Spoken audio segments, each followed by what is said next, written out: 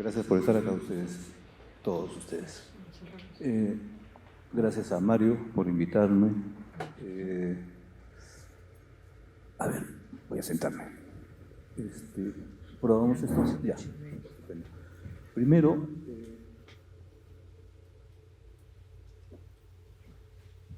he tomado unos apuntillos, entonces ya los saludé. Bueno, yo pertenezco a la generación bisagra. La generación bisagra no es por la edad. Soy viejo, pero tampoco soy joven. Es esta especie de generación que empezamos a trabajar con cámaras analógicas, todo lo analógico, y luego terminamos desarrollando cosas digitalmente.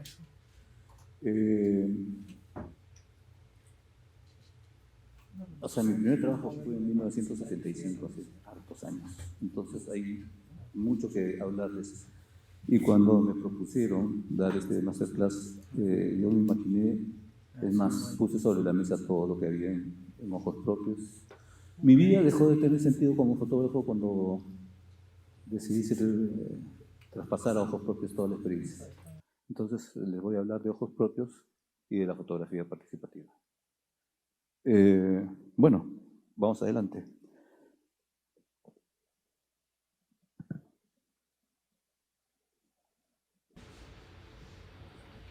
¿Qué es la fotografía popular? Sí, está al revés. Para allá. Ok. La cosa empieza en Nueva York. Yo estaba haciendo una maestría en el Pratt Institute. Había ganado una beca muy bonita. Éramos 15 fotógrafos de todo el mundo y teníamos un curso de 4 meses más o menos. Entonces el profesor era un súper fotógrafo de la agencia Magnum, Cristian Kudelka, y Cristian nos dice, ok, la primera clase. Esto es una silla. La pone. Me dicen, tengo que ir a la secretaría a arreglar unos papeles, así que vean qué hacen con la silla. Entonces éramos fotógrafos o aprendices de fotógrafos empeñosísimos, apasionados por la fotografía, todos con la cámara lista, colgada en el cuello. Empezamos a tomar fotos a la silla.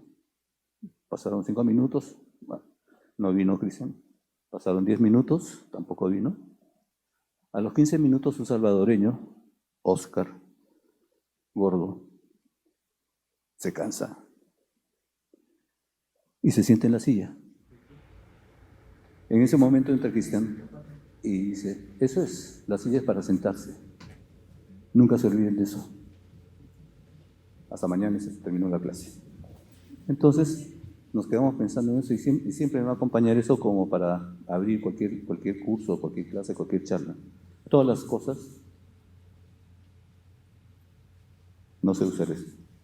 ¿Para qué sirve una silla? Las sillas son para sentarse.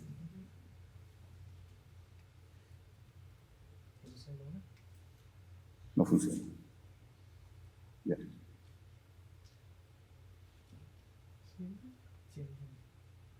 Todo lo que existe tiene una razón de ser. Todo lo que existe tiene un sentido y una razón de ser. Entonces, si la silla es para sentarse, no es para pararse de cabeza encima de la silla. Entonces, y en la fotografía sucede lo mismo. Hay que darle uso. El uso para el que fue diseñado y un uso exacto, en el momento justo y con los componentes exactos. En fotografía pasa lo mismo. El momento decisivo es el parámetro de la exactitud de una fotografía buena. Es el momento en que las cosas empiezan a funcionar. Entonces, una sola foto es la que contará la historia en el momento que vivimos. Entonces, una foto. No es ni antes ni después. Es el mismo momento. En ese mismo momento algo sucede dentro de nosotros. Ya que empezamos a pensar, empezamos a trabajar algo que es importantísimo. ¿Por qué estoy fotografiando esto o lo otro? Y empieza un rollo de identidad, empieza un rollo de esto me empata a mí, esto me gusta porque quiero fotografiarlo. Entonces, hay toda una cosa que se llama, en ese momento nos damos cuenta de que estamos vivos, de que vivimos en una comunidad, con ellos compartimos los mismos problemas y los mismos éxitos. Justo en ese momento sabemos que no estamos solos y que nuestra historia propia también es de todos. Ahí empieza un rollo de proceso de comunicación. Lo que hagamos en ese momento tendrá un sentido, generar corriente de opinión y con un objetivo, solucionar o trabajar para la solución de los problemas comunitarios. También celebrar los triunfos y los éxitos. Pero ¿qué pasa con las fotos? Las fotos son en sí mismas una forma de comunicación y la fuerza de la fotografía radica en dos partes. Una parte que es real, que es lo que tenemos delante, y otra parte que es imaginación, que es lo que tenemos acá y acá. Esto es la historia personal. Entonces, lo mismo para quien toma la foto que para quien la ve. Acá hay un tema que es importante. Lo real y lo fantástico. Lo vamos a seguir hablando posiblemente a lo largo de la charla. Nosotros tenemos que crear emociones utilizando la realidad y metiendo nuestra historia personal. No es lo mismo las fotos que puede estar tomando Gonzalo, que puede estar tomando ella, o puede estar tomando él. Las fotos son únicas de cada persona, porque cada persona es una sola persona. O sea, su historia personal en una realidad similar o una misma realidad cambia de acuerdo a las cosas que use.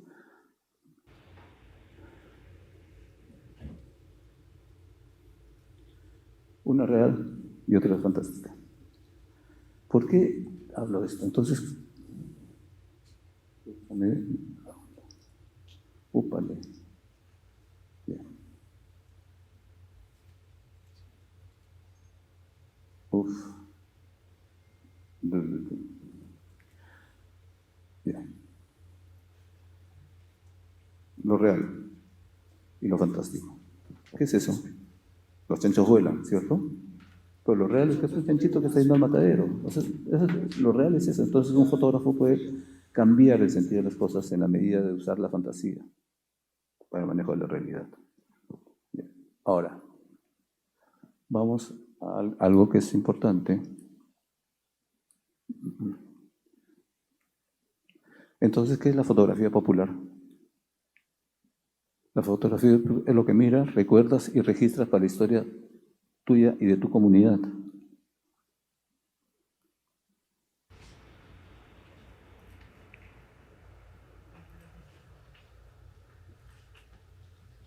Hay situaciones que tienen sentido y otras situaciones que son fatuas. Entonces, el tema es la importancia de las cosas que uno haga y diga para ponerlas a apreciación del resto de gente. Bueno, ¿qué es lo que debes recordar? Lo que miras con interés y que va a ser historia.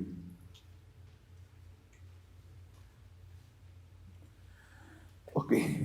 En resumen, nuestras grandes fotos, más que ser simples momentos, han sido imágenes que hemos mirado con interés, fuera, pero más aún dentro de ellas mismas. O sea, ¿a qué empieza un quiebre? Yo he sido fotógrafo gran parte de mi vida y siempre he mirado las cosas desde fuera. Siempre he ido a fotografiar una comunidad desde fuera. De repente descubro que mucho más potente es que las cosas sean vistas desde dentro. Pero yo no puedo mirarlas de dentro porque no soy miembro de esa comunidad. Entonces voy y entrego una cámara a la comunidad. Entrego varias cámaras a la comunidad. Entonces la mirada de la comunidad, de ellos mismos, ya empieza a tener mucho más sentido y empieza a tener mucha más fuerza.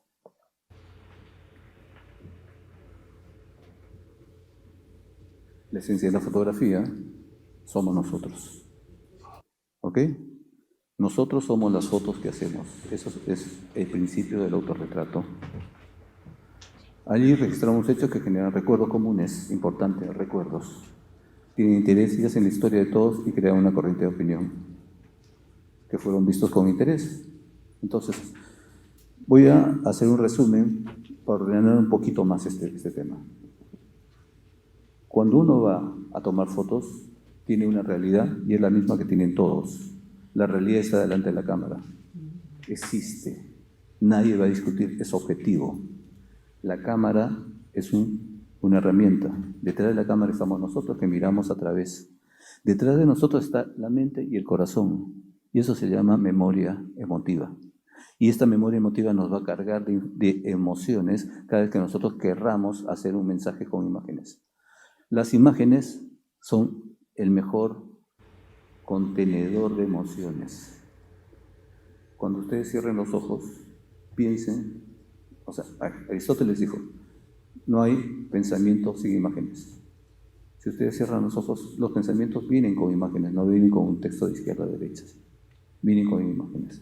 Entonces, a partir de eso nosotros podemos empezar a elucubrar ciertas situaciones para poder crear mensajes mucho más potentes que los mensajes que vienen en textos. Entonces, cuando yo les hablo de la generación bisagra, quiero explicarles una cosa que es vital. La generación bisagra es la que te permite manejar un poco el proceso de recuperar memoria.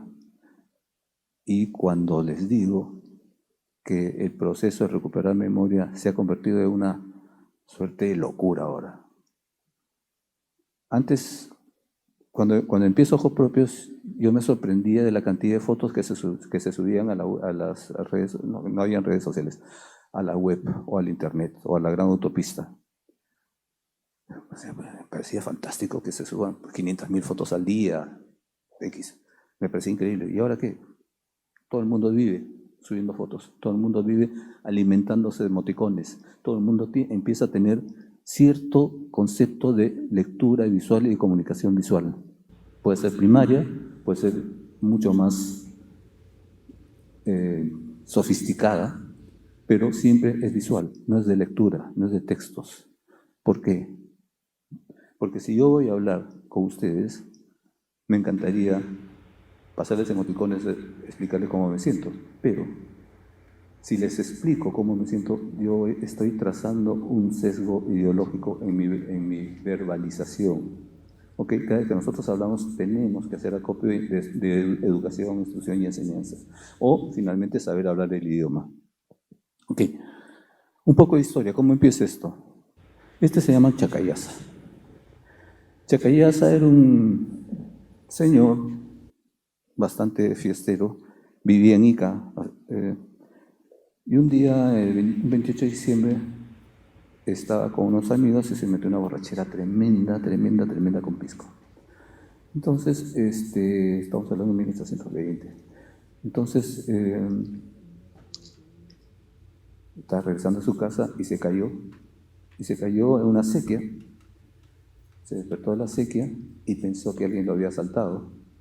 Fue a su casa y vio que en su casa no había nadie. Dijo, me han asaltado y han matado a mi familia. Entonces buscó y encontró a su familia y pensó que él estaba totalmente loco y mató a mucha gente. Mató a mucha gente en este buscar culpables de su borrachera. Lo detienen y lo llevan al penal. En el penal estaba pues con varios presos, pero él sobresalía porque él decía que no era culpable, que no había matado a la gente. Entonces había toda una movida y los medios decían, pucha, este es un criminal terrible, había matado a 7 personas. Curret, que era el fotógrafo de moda en ese momento, coge su estudio, su camarote inmensa, y la lleva al penal y le hace esta foto a Chacayesa. Le hace esta foto y pasa el tiempo y Chacayesa se escapa del penal. Entonces todo Lima estaba presa de pánico, tenían mucho miedo y decían, todo el mundo tenía que ver dónde está Chacayesa. Y Curret dice, ok, ya se imprime más o menos 50 tarjetas de visita o 100 tarjetas de visita, no me acuerdo bien la cifra, y pone una aviso en el comercio, dice, Chacayesa, tarjeta de visita, y vende todas. Y todo el mundo andaba con la tarjeta de visita en el bolsillo. Y una de las personas que tenía la tarjeta de visita lo identifica en la calle y lo acusa a las fuerzas del orden y van y lo detienen nuevamente. Entonces, ¿a qué quiero llegar con esto? Que cuando Chacayasa escapa, se crea un problema comunitario. Ese problema comunitario tiene una solución, que es una solución que parte de la misma comunidad y parte de la imagen. Curret hace esta imagen, vende las imágenes y esta imagen soluciona un problema comunitario. Esa es un poco la primera cosa identificable de que la fotografía popular soluciona problemas comunitarios. ¿Okay? Luego, vemos qué es lo que pasa con la fotografía, y esta es la tatarabuela del DNI. Entonces, es un proyecto que lo presentan al gobierno de Balto, me parece, y explican las razones por las cuales es bueno tener imágenes en los registros de nacimiento. Y claro, el texto es bastante simpático porque dice, puede usar fotos disimulando las malas formaciones de la cara, etcétera, muchas cosas. Entonces, bueno, sí, seguimos con la tatarabuela de... Y esto también es una cosa que es importante, es difundir. O sea, ¿por qué está la ama, le decían la ama de leche? La ama de leche es una especie de... Esta es quizá la primera fotografía publicitaria. Es para la venta de esclavos. Esta ama tiene un atributo que podía dar de leche a los niños de la casa. Entonces la vendían con ese atributo y la publicitaban con esto. Obviamente hubieron muchas otras cosas que es entretener. Acá quisiera contarles una anécdota. Eran Franklin Pease y su asistente, que trae un asistente de Nueva York, dice. Entra en una competencia porque el asistente renuncia y hace un estudio justo en el piso superior del estudio de Pease. Franklin Pease es el abuelo de Franklin Pease, el historiador. Entonces, el asistente empieza a... Wilroy Richardson. Wilroy Richardson tenía las fotos, pero además empieza a hacer caricaturas. Y las ponía, la competencia era quién tenía más público, y las ponía en las marquesinas de la entrada, y tenía mucho más público porque era entretenido. Entonces, si un objetivo es entretener, esta es una función buena. En la fotografía moderna también hay entretenimiento. El entretenimiento va por algunos lados, ¿no? Va porque el entretenimiento de algo que registran algo entretenido y porque hay una mirada agradable. O sea, mirada agradable en cualquier sentido. Condicionan.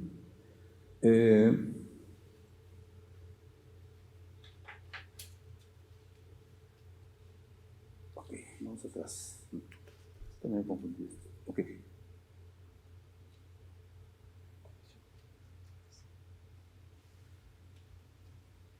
Ups.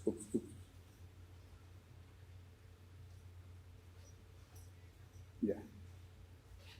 Francisco Lazo es un pintor costumbrista que toma primero fotos de sus personajes en su estudio y luego las fotos las usa en un cuadro que se llama Pascana en la cordillera, y todos son los personajes, y repite estos cuadros unas 4 veces. Los 4 cuadros hay 2, hay uno en el Club de la Nación, en el Museo de Arte de Lima y varios sitios.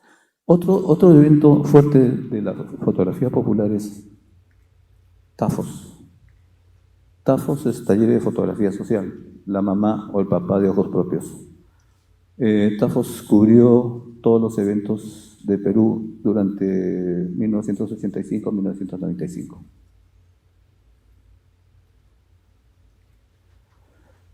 Se metió la novia luto. Ok. ¿Cómo? Pelea corriente de opinión. Históricamente creo que hay un salto acá. Okay. Hay una cosa que es importante.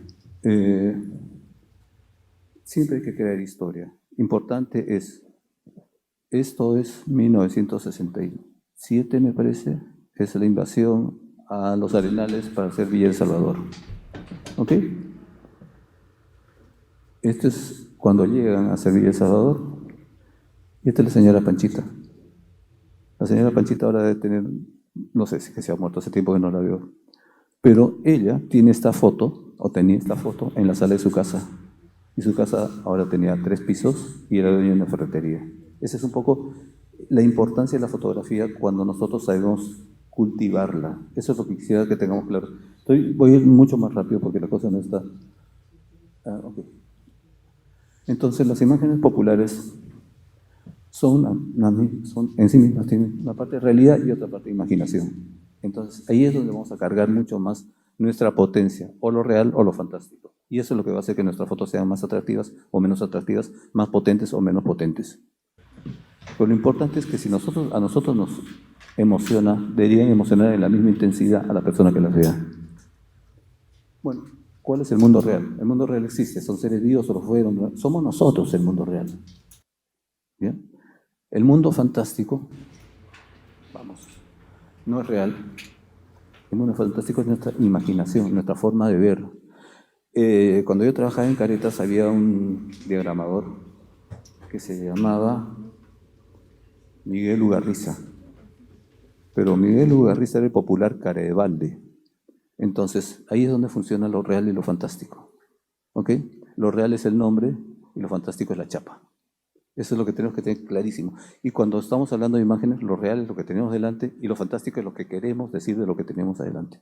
Tenemos que tener muy claro eso, muy, muy claro. Las fotografías, entonces, son el puente entre el mundo fantástico y el mundo real. Hay una cosa que es un fotógrafo.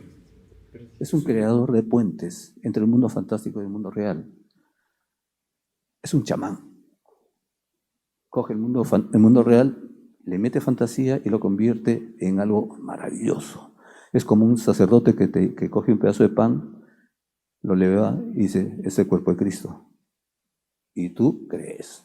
Entonces hay toda esta especie de situaciones que vamos a irlas desarrollando a lo largo de la charla o a lo largo de los talleres que vengan después. Eso sí, creo que va a ser mucho más entretenido hacerlo en talleres más largos. Entonces, esto es el autorretrato, nuestra capacidad de ver el mundo real y ponerle nuestros atributos personales. ¿Ok? Hasta ahí esta parte que es un poco la conclusión. La imagen en sí misma es una analogía, mundo real y mundo fantástico, ¿no? Que para el que hace las fotos, que para que lo ve.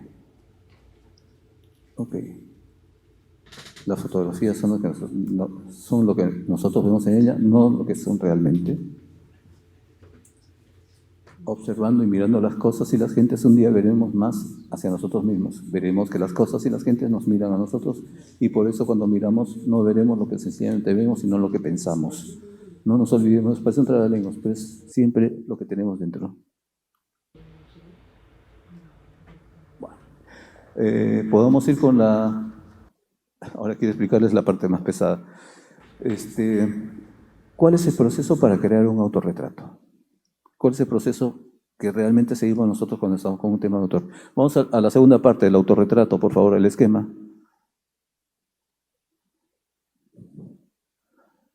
Cerramos y vamos al segundo PowerPoint, al que es solamente el de la pirámide.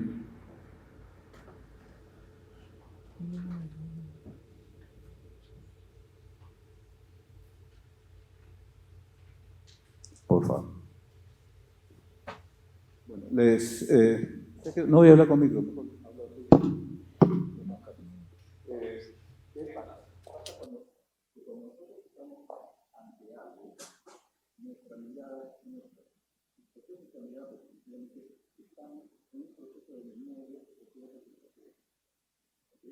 Cuando nosotros vamos por un malecón, una estación de y vamos a tener una parte que tiene un punto de buscar. Esta parte no me gusta,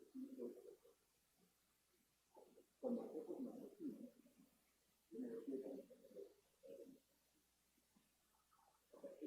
cómo queremos que lo vean, cómo queremos mejorarnos, o cómo queremos que un retrato de alguien. Por ejemplo, hay una frase que la foto de Juan, es de Juan, solo tiene que ver de Juan. Como es de Juan de aparte. En la medida de mi capacidad de tener atributos de Juan. Entonces, esto, pero vamos a explicar un poquito más mañana, porque no es autorretrato, tiene que ver con la creación de carácter. O sea, esto tiene que ver. No, está bien, no te quiero hablar. ¿No? Es mejor, muchas gracias.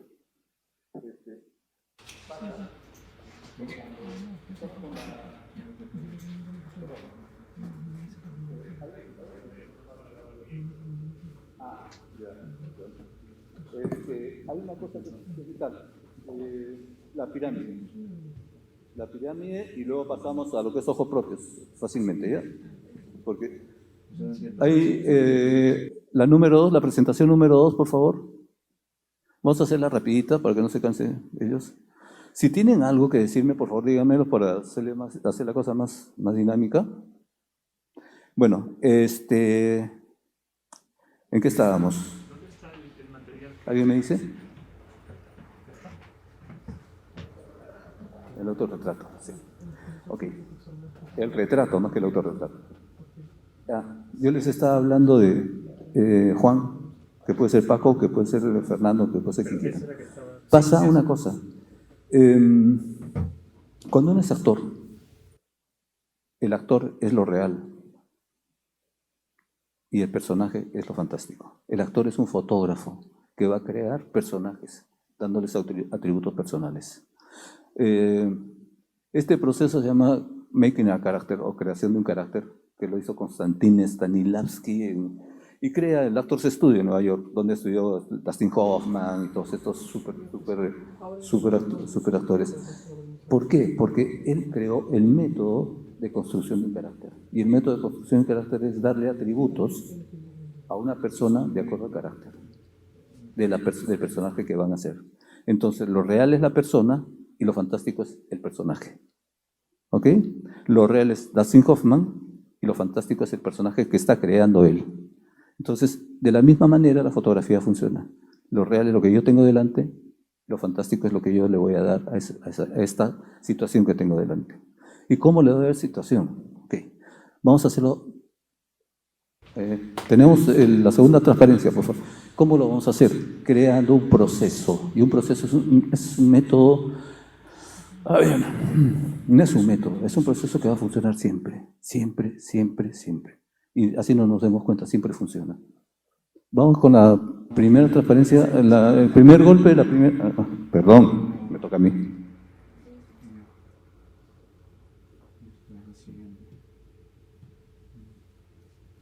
Ok, el autorretrato. ¿Pueden llegar? No. Ok. Ya. Bueno,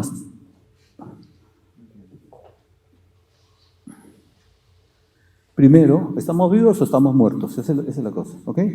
Si estamos vivos, tenemos instintos básicos, ¿ok? Y al tener instintos básicos vamos a manejar colores, básicamente. Pero, ¿qué es un instinto? Un instinto es una necesidad obligatoria que los seres vivos tienen que cumplir. Por ejemplo, defecar, alimentarse, tener sexo para tener hijos, en fin, todas estas cosas. Y todas estas cosas funcionan instintivamente, no funcionan porque, entonces, como no podemos hacer las cosas como nos dé la gana, conscientemente hemos creado una cosa que se llama mecanismos de defensa. Y los mecanismos de defensa son herramientas que tenemos para controlar los instintos. ¿Ok? Yo no voy a andar calato en la calle. Mi mecanismo de defensa me obliga a vestirme conscientemente. Entonces, los mecanismos de defensa tienen un asidero que es la conciencia. Y los instintos tienen un asidero que son los instintos básicos tienen un asidero que son estas necesidades vitales que tienen los seres vivos. Entonces, a consecuencia de esto, se ha creado entre estas dos situaciones, después de una discusión y una negociación, se cree el concepto de tiempo histórico y el concepto de nación. Ok, todos los que compartimos mecanismos de defensa, para no hacerle caso a los instintos, nos hemos juntado y hemos creado un grupo. Y este grupo es una pequeña nación, y esta pequeña nación empieza a tener políticas de vida en sociedad coherentes entre todos. ¿Ok? Hasta ahora, nuestra nación somos nosotros. Y estamos hablando, y ustedes me están escuchando y tal. Pero hay una situación que es importante, que es la familia. La familia viene a este grupo social organizado con valores definidos. No todas las familias son iguales. No todas las familias tienen procesos históricos iguales. Sin embargo, ¿qué va a pasar? Si nosotros vivimos en una comunidad, en mi barrio, vivimos bien, el caso de los venezolanos. vivían bien en mi barrio y caía una familia de venezolanos o una familia de colombianos con valores diferentes y empieza a haber una especie de discusión entre valores familiares y lo bien que vivíamos nosotros. ¿Ok? Entonces, en el barrio vivíamos bien hasta que llegaron estos, pero no nos podemos deshacer de ellos. Entonces empieza a haber esta cosa que es importante. Esta negociación, que es la misma que es la que hay entre instintos y mecanismos de defensa, se crea entre los espacios compartidos y los valores familiares. Al tener esta discusión y esta conversación y esta negociación, finalmente los nuevos valores se formalizan y empiezan a crear un nuevo grupo social organizado con nuevos valores, pero esto crea un proceso histórico personal en las personas que son parte de esa comunidad. Entonces, ser parte de una comunidad hace que yo sea un individuo que tiene un proceso histórico personal que ha pasado todos estos niveles para llegar a ser el individuo. Entonces, en cada nivel nosotros vamos a encontrar ciertos atributos. Por ejemplo, en la vida hay un cromatismo básico, el nivel básico, blanco o negro. Los instintos tienen una continuidad biológica, por ejemplo. Los mecanismos de defensa son las explicaciones mágicas. Explicaciones mágicas, mitos, leyendas, religión, proyección. El espacio-tiempo histórico son la memoria colectiva, los símbolos patrios, héroes, historia común. La familia viene con códigos formales y experiencias compartidas, símbolos y conceptos restringidos a pequeños grupos, a las familias. ¿Ustedes se acuerdan? Ok, los valores se formalizan y hay nuevos códigos generales por cultura y nación. O sea, después de todas estas discusiones empiezan a haber nuevas situaciones. El proceso histórico personal genera grupos por vocación, por grupos definidos por códigos o oficios. No es lo mismo lo que hablan los médicos que lo que hablan los fotógrafos o lo que hablan cualquier otra persona. Pero el individuo lo que hace es, finalmente el individuo es el centro del universo, es el centro de todas estas decisiones.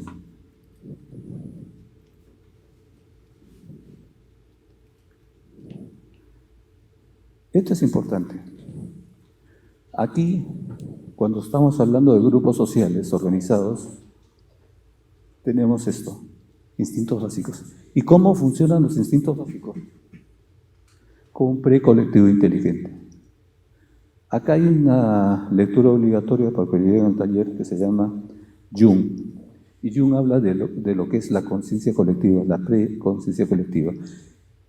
¿Por qué las hormigas o las abejas tienen que trabajar en mancha? Porque una sola no puede. Es una conciencia inteligente colectiva. Y es lo mismo que sucede cuando solamente trabajamos con grupos sociales. Pero, cuando ya entra la razón a este juego, vamos a encontrar una preinteligencia colectiva. Vamos a empezar a trabajar con razones y fundamentos para crear esfuerzos entre grupos sociales organizados. Luego llegamos a la nación y la nación ya es un colectivo inteligente. La nación tiene ya cosas organizadas e inteligentemente tiene que seguirlas. Bueno, la familia empieza a crearse con nuevos órdenes culturales que corresponden a un colectivo inteligente. A partir de la inteligencia colectiva hay una capacidad de optar. Cuando los valores se formalizan y cuando tienes la capacidad de optar, pues te conviertes en un objeto de enlace. ¿Ok? A mí me gustaría parar algunas cosillas, pero se me va la paloma acá. Ok, hay un objeto de enlace. Acá quisiera hablarles de una situación ¿qué es un objeto de enlace? ¿Qué pasa cuando uno quiere trabajar con fotografía y buscar un objeto de enlace que aglutine todas estas cosas? Entonces, un objeto de enlace... Michel Serres es un filósofo francés, no sé si sigue viviendo, pero estaba en Brasil. Él crea la paradoja del fútbol. Y la paradoja del fútbol es un campo de fútbol. Hay 11 jugadores por cada equipo.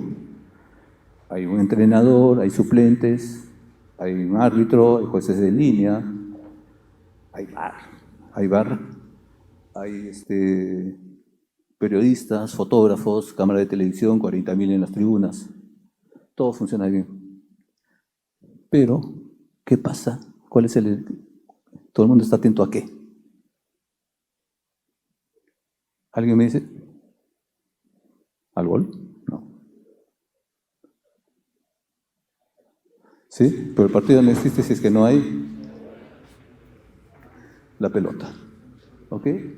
Entonces, si no hay pelota, no hay fútbol. Si no hay pelota, los jugadores no tienen que hacer. Entonces, la pelota es el objeto de enlace. Entonces, si nosotros seguimos todo este proceso, vamos a convertirnos en objeto de enlace. Y el ser objeto de enlace significa que todo lo que hagamos va a crear un proceso de autorretrato de todas las cosas.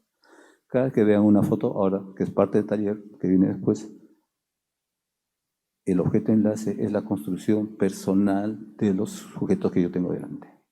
Y cómo creo y aglutino los esfuerzos de todos los elementos que están en la fotografía para que tengan un sentido. Ok, lo vemos por este lado. Entonces, si el individuo es el elemento coordinador de todas estas cosas, el individuo es la pelota de fútbol.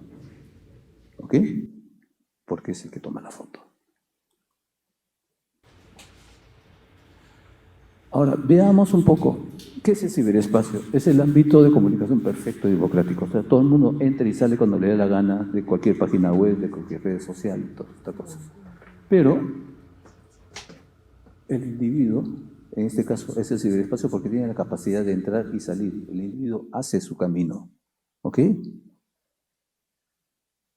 Entonces el individuo es el elemento coordinador para todos los procesos en lo que la sinergia da lugar a la inteligencia colectiva. ¿Dónde está la inteligencia colectiva? Está acá. En los grupos a donde yo estoy dirigiendo mi mensaje visual. ¿Ok? Estamos en el fútbol. El partido de Alianza U. Gol de la U. Gol de la U de nuevo. ¿Cuál es la reacción? Apagarle la luz. ¿No? Entonces les apaga la luz y ¿qué está pasando? Entonces hay un colectivo inteligente que compite y no le importa nada de la pelota, ni mucho menos. Entonces, este tipo se convierte en pelota, ¡pic! Y cierra el tema. O sea, no hay proceso mayor que la capacidad de decisión del ser humano. Entonces, para que el tipo que tome la determinación de cerrar o apagar la luz acá, ha tenido que subir ahí y tomar una determinación absolutamente individual. Decirse, yo soy la pelota del fútbol y apago las cosas. Entonces, este tema es el siguiente. ¿Cuál es el proceso que va a equiparar? ¿El éxito o el problema?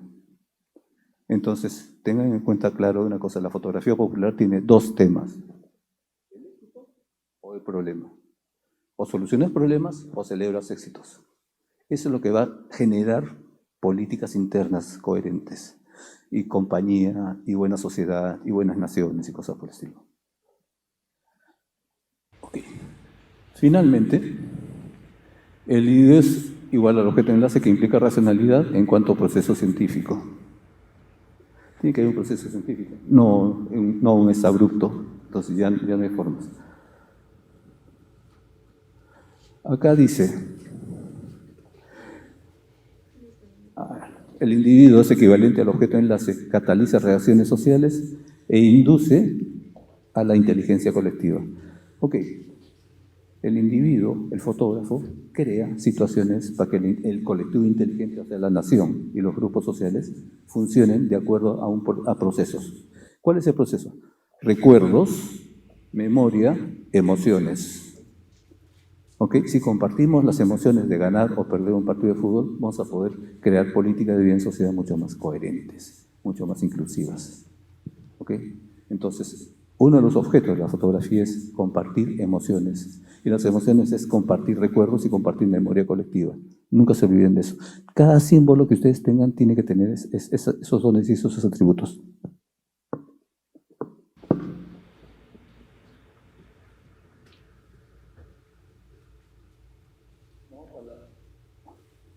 Ok. ¿Cómo estamos? ¿Estamos cansados? ¿Quieren seguir un poquito más? O sea, hay dos esquemas más. Y luego hay la presentación de lo que ha hecho Ojos Propios durante los últimos 15 años. ¿Tú qué opinas, Héctor?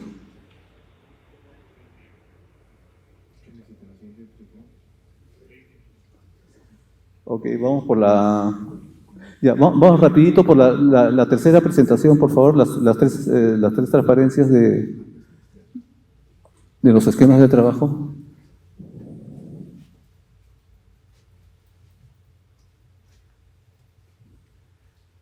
Ok. La metodología para el desarrollo de la fotografía participativa. Ok, ¿qué es la fotografía participativa entonces? Es todos estos procesos que les he explicado, pero hechos en grupo, hechos en comunidades, hechos con la mirada desde dentro. Lo que les dije, de nada le sirve a un fotógrafo mirar desde afuera cuando no está contando un pedacito de la realidad. ¿Ok? Entonces, esto es un poco el concepto de la capacitación y promoción. Ok, nosotros damos talleres, en los talleres identificamos líderes, creamos un programa de tutores, empoderamos a los tutores, empoderamos líderes. No he terminado. Publicamos lo que hacemos y creamos una red informativa visual. Después de 15 años, Ojos Propios tiene 240 fotógrafos perfectamente capacitados en todo el Perú. Ya, vamos a la otra.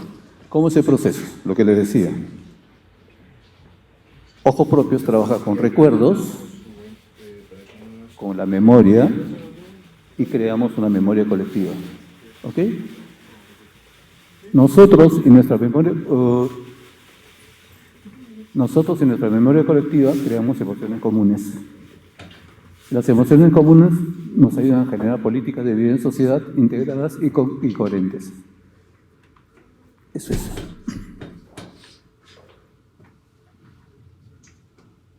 ¿Qué pasa con las emociones? Las políticas de vida en sociedad coherentes, más los valores familiares que les decía hace un rato, crean hitos históricos de las comunidades organizadas. A ver, ustedes cuéntenme, ¿qué ha pasado en la universidad el último año, los últimos 6 meses? Que sea un hito histórico que los una. Algo. Les voy a contar. Un cuadrado, ¿ok? Un triángulo. El triángulo encima del cuadrado. ¿Ok? Muy bien. No necesito explicarles mucho. Formas. 2 formas ya me dan una casa. Realidad y fantasía. Pero ¿qué pasa si yo le pongo una vertical y una horizontal encima del triángulo? Ya hay este pedacito, son 2 líneas que te dan una fuerza tremenda al mensaje. Entonces, hay que empezar a pensar cómo funcionan los códigos visuales. Y cada vez que nosotros hagamos fotos, vamos a buscar códigos visuales que impliquen fuerza en la imagen que estoy haciendo. ¿Ok? Yo les hice esta presentación, estábamos en un taller en el Callao, y justo estábamos en Sarita Colonia, creo, un grupo de chibolos malcriadísimos.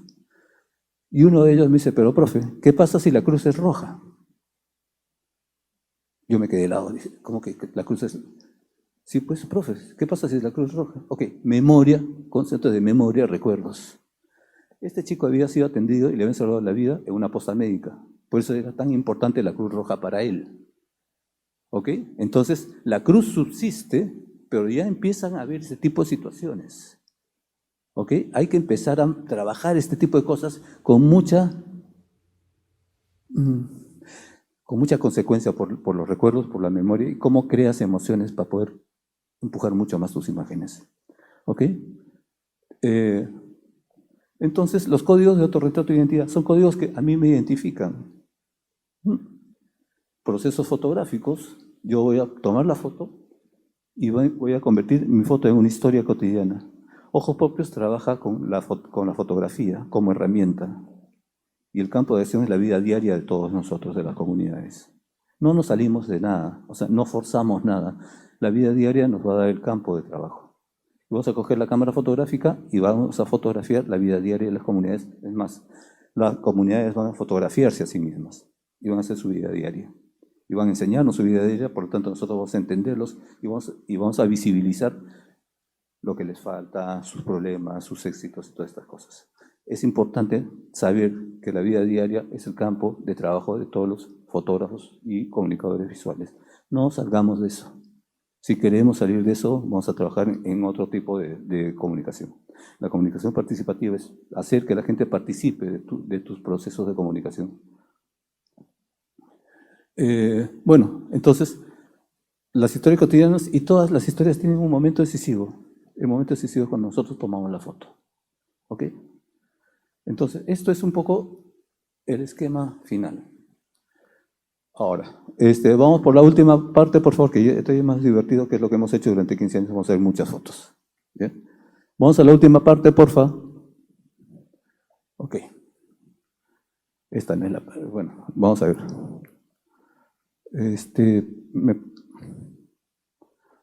¿Me pones en modo de presentación, por favor?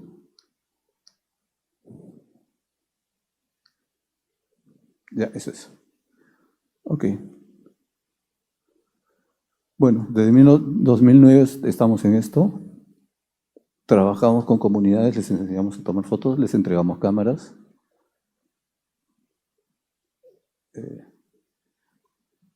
Seguimos nomás, tú pásalo porque no tenemos mucho tiempo. Vamos pasando las cosas. Ya, yo lo voy a hacer. Ok, nuestra misión es crear identidad. O sea, si es que la gente no se reconoce, pues con fotografías van a ayudar a crear identidad. Ok, queremos ser un nexo de comunicación entre los procesos de cultura popular. O sea, tenemos que rescatar la cultura popular y ponerla en valores. ¿Por qué? Para prevenir conflictos, para adelantarnos a situaciones. Sencillamente, si eres parte de ellos, no vas a estar enterado perfectamente de todo. Y procurar cerrar brechas entre el Estado y las comunidades. ¿Ok? Esto es importante. Si nosotros estuvimos en la selva 3 años trabajando con comunidades, el resultado fue muy simple. ¿Qué les pasa? El río está enfermo. Y si para ellos que el río, que es su vida, su madre, su todo, está enfermo, tienen un problema con la sociedad. Entonces había que trabajar con proyectos de desarrollo que tengan que ver con el agua, con el río y con las cosas. ¿Por qué? Porque había una gran cantidad de fotos tomadas con esencia del río.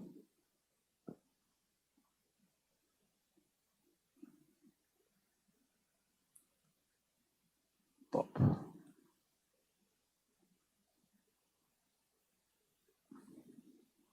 Ok, la fotografía popular no deja de ser un objeto de arte, pero sí tiene un valor social, periodístico y antropológico. Necesitamos mostrar todo lo que es posible.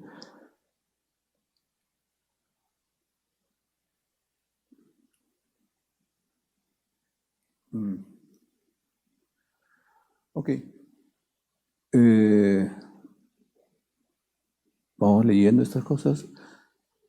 Cada proyecto fotográfico que hemos desarrollado tiene que ver con transmisión de historia y de cultura. Descubrir por qué es tan importante el sombrero para señoras. Cómo las comunidades se ayudan a sí mismos a solucionar sus problemas. Esto fue durante el Niño de 2017. Este es un proceso de transmisión de memoria para poder trabajar con la mudanza de un pueblo minero. Y esto es un poco, ¿qué pasaba con Cajamarca? ¿Qué pasaba con todas estas lagunas y todas estas cosas? Entonces decidimos preguntarles a las señoras. Y las señoras nos contaron sus historias con imágenes. Y funcionó. Funcionó porque se creó una red de señoras de todas las comunidades campesinas de Cajamarca que podían contar sus historias. Bueno, estas son algunas de las cosas que hemos hecho nosotros. Vamos. Empezamos en Callao, seguimos en Ancash, Junín, Puno, Madre de Dios, Lima, Huánuco, Piura, Nueva Musa Candashi, la selva bastante, Loreto, en fin. Bueno, vamos arriba nomás. Fuera del país estuvimos en Nueva York, en París. O sea, lo que pasa es que el mismo proceso que nosotros llevamos en la selva lo llevamos a cualquier sitio y funciona.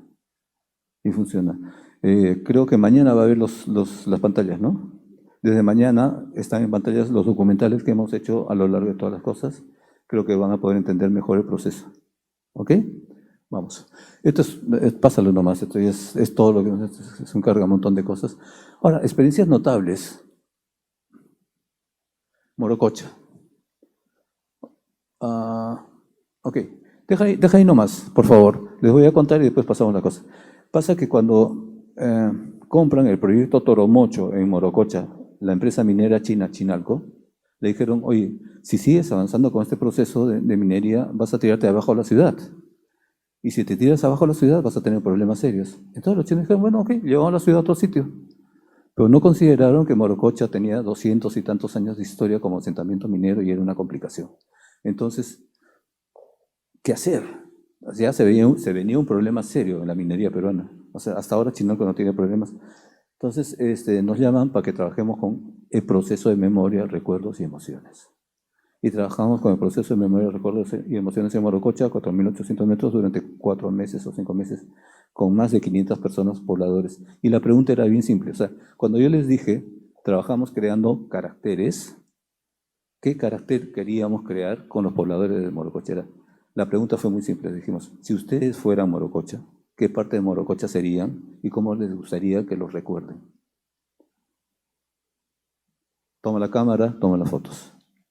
Fueron con la cámara y empezaron a tomar sus mejores recuerdos de Morococha. Con esas, creo que se hicieron casi 50.000 fotos. Estamos hablando de fotografía digital, que es la gran ventaja. Se seleccionaron 800, de esas 800 se seleccionaron 200 y esas 200 fueron a inaugurar el Museo de la Memoria de la nueva ciudad. Entonces, al inaugurar el Museo de la Memoria de la nueva ciudad, los pobladores llevaron su ciudad a la nueva y la recordaron y crearon un proceso de memoria emotiva coherente. ¿Okay? Eso funcionó muy bien y funcionó tan bien que la Universidad de Harvard nos llamó y nos dijo, oigan, esto nos ha gustado muchísimo, ha tenido un gran, podrían darnos fotos para hacer un artículo en Harvard Review of Latinoamérica.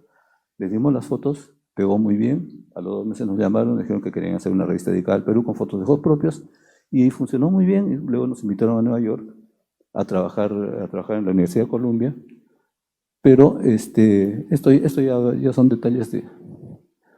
Esto es cuando Harvard nos hace el reconocimiento en la Universidad del Pacífico.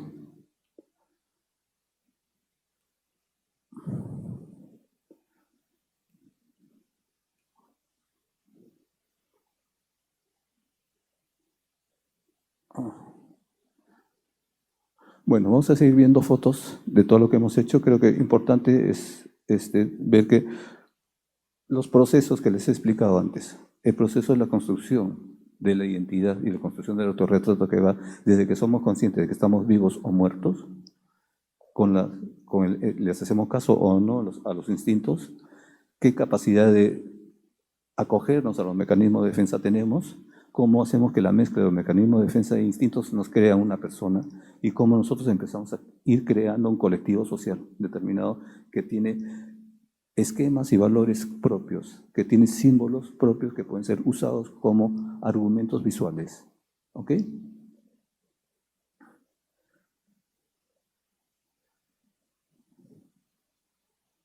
Todas son fotos tomadas por pobladores de 8 años a 60 años, más o menos.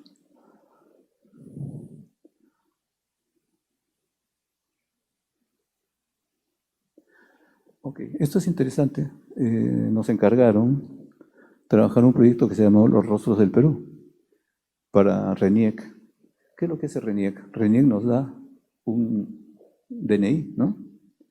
¿Cómo se llama? Sí, pero ¿cuál es el identidad? ¿No? Ellos nos identifican, pero no nos dan identidad. ¿Ok? Entonces, ese era el problema de RENIEC. ¿Qué hacemos con la identidad ausente? Entonces crearon un proyecto que se llama Los Rostros del Perú para buscar la identidad. Y trabajamos con RENIEC un proyecto durante 3 años que era trabajar con fotógrafos creados y formados por nosotros en diferentes sitios para crear un proceso de identidad coherente. Uriel es de Puno, acaba de regresar de México. Él ha ganado el Sony, un premio grande, y ahora está con nosotros. Y así mucha gente está con nosotros y vienen a la Casa de Ojos Propios y están con nosotros. Entonces, para nosotros es un orgullo haber creado y haber seguido con estos proyectos importantes. RENIEC, obviamente, bueno, después ya les contaré mis penas. En fin. Bueno, el otro proyecto es Cuido mi Destino. Cuido mi Destino es un proyecto que nos encarga LAN para trabajar con colegios emblemáticos en 3 lugares diferentes de Perú y ver cómo funcionaban estas cosas. Entonces, la primera parte de este proyecto era que darles clases de fotografía, darles talleres de fotografía a los chicos, y ellos salían con sus cámaras a buscar los lugares donde en su ciudad era necesario intervenir, arreglar, limpiar y cosas por el estilo. Se identificaron los lugares y se buscaron fondos y se hicieron las modificaciones y fue un trabajo muy, muy bonito. Bueno, ¿quiénes Ojos Propios? Vamos a explorar la identidad del autorretrato de la nación a través de la fotografía participativa y empoderando a las comunidades para contar sus historias y visibilizar sus problemas o sus éxitos. Esto es un poco parte de lo que hemos ido haciendo en todo el Perú, con infinidad. Si les digo que son 5.000 familias, son 5.000 familias y cada familia puede tener 3 o 4 personas. Entonces hemos trabajado con casi 20.000 personas durante 15 años. Vamos. Bueno, la red de colaboradores está en condiciones de poder asumir proyectos de gran envergadura y sostenibilidad al proyecto de sus beneficiarios. Mantenemos una relación de representantes representados para facilitar gestiones en pro de las comunidades organizadas y todo el país. O sea, no basta haber formado. La sostenibilidad de todo proyecto es que el proyecto siga funcionando con fotógrafos que comulgan con las ideas de la fotografía popular y participativa. Buscamos cerrar brechas, crear puentes entre el Estado, las empresas privadas y las comunidades organizadas, básicamente. Esto fue, digamos, regresa, esta foto es vital. Es cuando se encuentran antagónicos totales, y cuando empiezan a hablar, y luego terminan pues yendo todos los apus, vienen a Lima y empiezan a hablar con el presidente de Petroperú y empiezan a crear un proyecto que se llamaba las piscigranjas. Era llevar el río a la casa y crean las piscigranjas. Y las piscigranjas son muy fuertes y muy, muy, muy bien llevadas. Vamos. Lo otro es Puno. Bueno, nuestra herramienta es la fotografía y nuestro campo de acción es la vida diaria. Cada proyecto ofrecemos conservación, sostenibilidad, visibilidad, Proyectos propios a través de un enfoque participativo comunitario. O sea, obviamente estamos alineados con las ODS. Le realiza un campamento de consecuencias al final. Conferencias. Este es el día que Harvard nos hace el homenaje en la Universidad del Pacífico. Y este es el campamento de Nueva Musa Kandashi. Este es el APU con su familia en la puerta de su casa, con las fotos que hicieron ellos. Bueno, hemos ganado 3 años consecutivos el fotógrafo emergente, no nosotros, sino los fotógrafos de nosotros. Mantenemos una alianza de convenio de Albacea con ILAS, que es el Instituto Latinoamericano de Estudios de la Universidad de Columbia, en Nueva York. Y yo creo que es todo. Bueno, después de 14 años seguimos pensando lo mismo que pensamos hace tiempo, pero esta vez estamos condicionados mucho por... A ver, quisiera hablarles ahora, les voy a hablar de mis penas. ¿Qué pasó? ¿Qué pasó? ¿Qué pasó si estamos tan bien? Pues vino la pandemia. Y la pandemia nos metió en la casa y nos encerró. Después de la pandemia había una conmoción social tremenda en el Perú y nadie movía un dedo. Entonces, en la pandemia nosotros dijimos, tenemos que hacer algo. Y lo peor de la pandemia fueron las ollas comunes, porque salieron maravillosamente a defender a las comunidades. Y quisimos hacer un trabajo con ollas comunes. No se pudo. Pero este proceso de investigación, antes del trabajo de ellos comunes, nos hizo conocer gente increíble.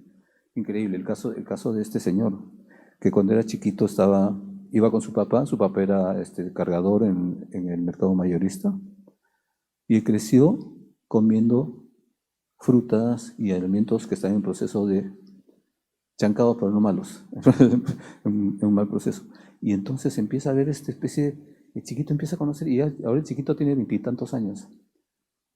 Y lo que hace es conseguirse un amigo que tiene un camioncito y van a los mercados de Santa Anita, al mercado mayorista, al mercado de frutas, y recogen todo lo que está en proceso de putrefacción o malográndose. Los meten en el camioncito en unos cilindros y de regreso van dejando estos alimentos en proceso en todas las ollas comunes. Y eso hace que la cosa funcione, pero autogestionadamente muy bien. Entonces, estos procesos no hay que dejarlos solos. O sea, cuando queremos seguir adelante necesitamos manos. Por eso que yo estoy acá y voy a seguir con la Universidad Científica del Sur y voy a seguir con todas las universidades buscando manos de voluntarios. Bueno, esa es una pena. Es una pena no poder seguir adelante porque no hay forma de tal. Creo que es todo. Yo les agradezco mucho. Mañana es taller. Mañana y pasado, 3 de la tarde, va a ser mucho más detallado y yo voy a manejar la computadora. No se preocupen. ¿Ya? Va a ser más cerrado. Supongo que vamos a trabajar con no sé cuántas personas ha pensado. Máximo 20 personas. Es mañana y pasado. Va a ser bien apretado, pero bien provocador para que quieran seguir con ojos propios. ¿Ok? Una cosa que me dijo Chío la productora. No te olvides de decirles que nosotros vamos a empezar a hacer un podcast de las cosas que hacemos. Y no sé, ya veremos qué camino tiene. Pero 2 temas, ¿no? 2 temas. Un tema importante en que estamos metidos ahorita es el cambio climático y se viene fuerte y hay que trabajar en ello. Y todo lo que es problemas y éxitos. Celebrar o solucionar problemas. Eso es ojos propios. Gracias.